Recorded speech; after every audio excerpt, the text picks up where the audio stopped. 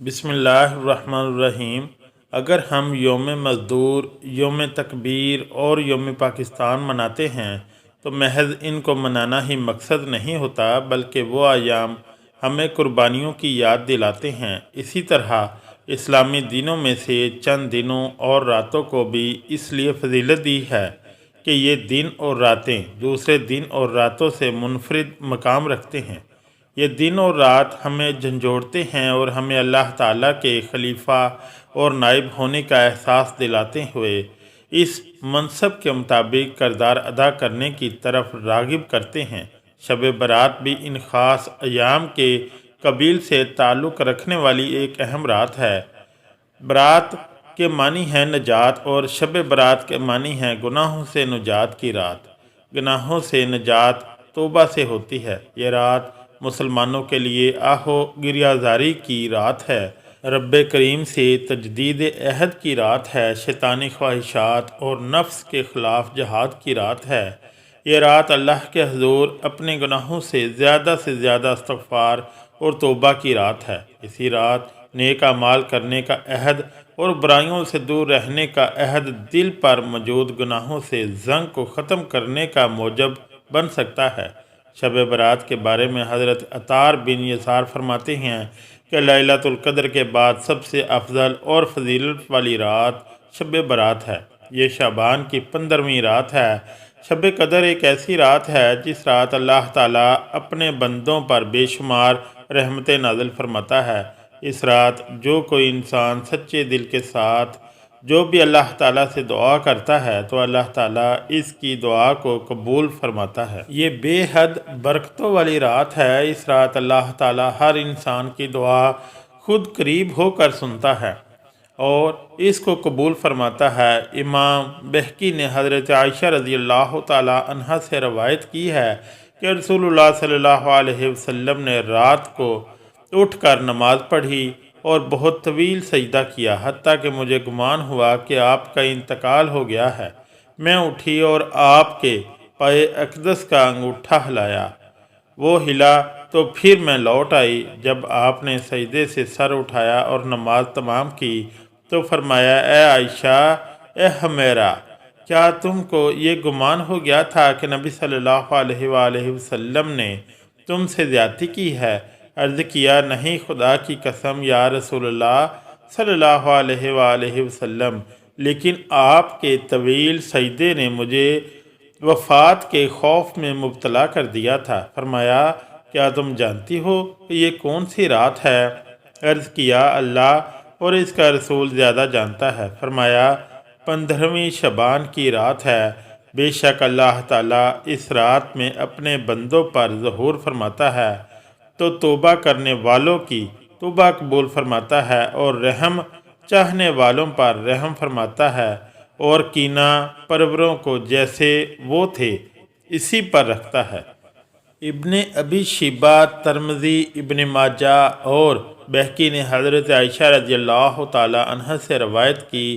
آپ فرماتی ہیں کہ میں نے نبی اکرم صلی اللہ علیہ وآلہ وسلم کو ایک رات بستر استر پر نہ پایا تو میں آپ کی جستجو میں نکلی، آپ کو بقیع میں اس طرح پایا کہ آپ کا سر مبارک آسمان کی طرف اٹھا ہوا ہے۔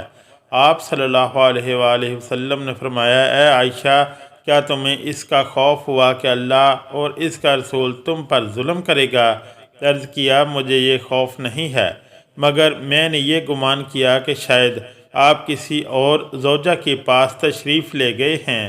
تب آپ صلی اللہ علیہ وآلہ وسلم نے فرمایا، اللہ عز و جل آسمان دنیا کی طرف 15ویں شعبان کی شب کو اپنی شان کے مطابق نزول فرماتا ہے، پس قبیلہ بنی کلب کی بکریوں کے بالوں کی گنتی سے زیادہ اللہ تعالیٰ مخلوق کو بخش دیتا ہے۔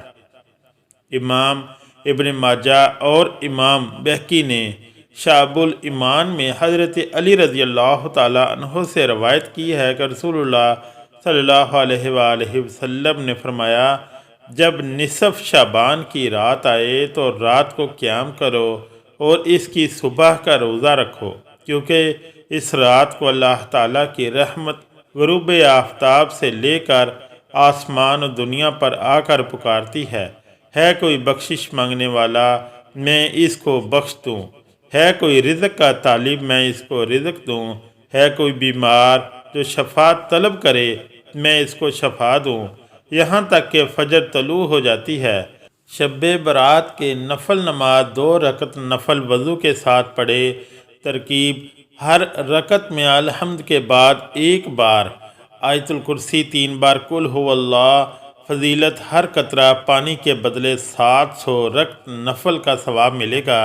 2 رکعت ترکیب: ہر رکعت میں الحمد کے بعد 1 بار آیت الکرسی، 15 بار قل هو اللہ۔ سلام کے بعد درود شریف۔ فضیلت: روزی میں برکت ہوگی، رنج و غم سے نجات، گناہوں کی بخشش، مغفرت ہوگی۔ 8 رکعت 2 کر کے ترکیب: ہر رکعت میں الحمد کے بعد 5 بار قل هو اللہ۔ فضیلت: گناہوں سے پاک صاف ہوگا، دعائیں قبول ہوں گی، ثواب عظیم ہوگا۔ 12 رکعت 2 کر کے ترکیب: ہر رکعت میں الحمد کے بعد 10 بار قل هو اللہ۔ 12 رکعت پڑھنے کے 10 بار کلمہ توحید، 10 بار کلمہ تمجید، 10 بار درود شریف۔ 14 رکعت 2 کر کے ترکیب: ہر رکعت میں الحمد کے بعد جو سورہ چاہے پڑھے۔ فضیلت: جو بھی دعا مانگے قبول ہوگی۔ 4 رکعت 2 کر کے ترکیب: ہر رکعت میں الحمد کے بعد 50 بار قل هو اللہ۔ فضیلت: گناہوں سے ایسے پاک ہو جائے گا جیسے ابھی ماں کے پیٹ سے پیدا ہو۔ 8 رکعت 2 کر کے ترکیب: ہر رکعت میں الحمد کے بعد 11 بار قل هو اللہ۔ اس کا ثواب خاتون جنت حضرت فاطمہ الزہرا رضی اللہ تعالی عنہا کو نظر کرے۔ فضیلت: آپ فرماتی ہیں کہ میں اس نماز پڑھنے والے کی شفاعت کیے بنا جنت میں قدم نہ رکھوں گی۔ روزے کی فضیلت: حضور صلی اللہ علیہ وآلہ وسلم فرماتے ہیں جس نے شعبان میں 1 دن روزہ رکھا اس کو میری شفاعت حلال ہو گئی۔ ایک اور حدیث شریف ہے کہ حضور صلی اللہ علیہ وآلہ وسلم فرماتے ہیں کہ جو شخص شعبان کی 15 تاریخ کو روزہ رکھے گا اسے جہنم کی آگ نہ چھوئے گی۔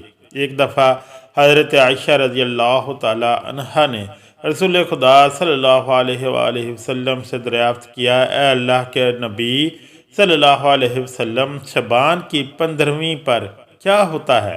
حضرت عائشہ رضی اللہ تعالی عنہا کی بات سن کر نبی اکرم صلی اللہ علیہ وسلم نے فرمایا، اے عائشہ، اس رات اللہ تعالیٰ پورے سال میں ہونے والے کام کے بارے میں دیکھتا ہے، کس کو پیدا کرنا ہے، کس کو موت دینی ہے، کس کے ساتھ کیا کیا ہونا ہے۔ اللہ تعالیٰ اس رات سب کچھ لکھتا ہے کہ سارے سال میں انسانوں نے کون کون سے اعمال کیے ہیں۔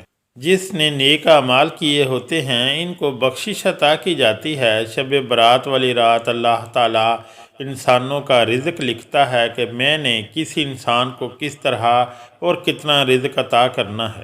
امام جلال الدین سویتی تفسیر در منشور میں لکھتے ہیں کہ خطیب بغدادی اور ابن نجار نے حضرت عائشہ رضی اللہ تعالی عنہا سے روایت کی ہے کہ رسول اللہ صلی اللہ علیہ وآلہ وسلم تمام شعبان کے روزے رکھ کر اس کو رمضان کے ساتھ ملا دیتے تھے، اور آپ کسی بھی ماہ کے تمام دنوں کے روزے نہ رکھتے تھے سوائے شعبان کے۔ میں نے عرض کی، یا رسول اللہ صلی اللہ علیہ وآلہ وسلم، شعبان کا مہینہ آپ کو بڑا پسند ہے، کیا آپ اس کے روزے رکھتے ہیں؟ آپ صلی اللہ علیہ وآلہ وسلم نے فرمایا، ہاں۔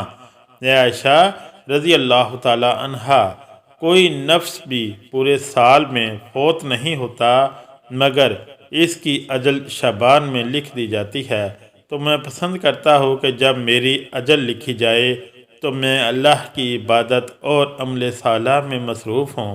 جو بھی آپ کے ذہن میں، جو بھی آپ کے دل میں دعا ہے اللہ تعالیٰ سے مانگیں، انشاءاللہ عز و جل ان نمازوں کی برکت سے آپ کی تمام حاجتیں بھی پوری ہوں گی اور اللہ تبارک و تعالیٰ آپ پر رحم و کرم بھی فرمائے گا، برکتیں بھی نازل فرمائے گا۔ دعا ہے کہ اللہ تعالیٰ ہمیں اس رات عبادت کرنے کی توفیق عطا فرمائے اور اپنی بارگاہ الہی میں قبول اور منظور فرمائے۔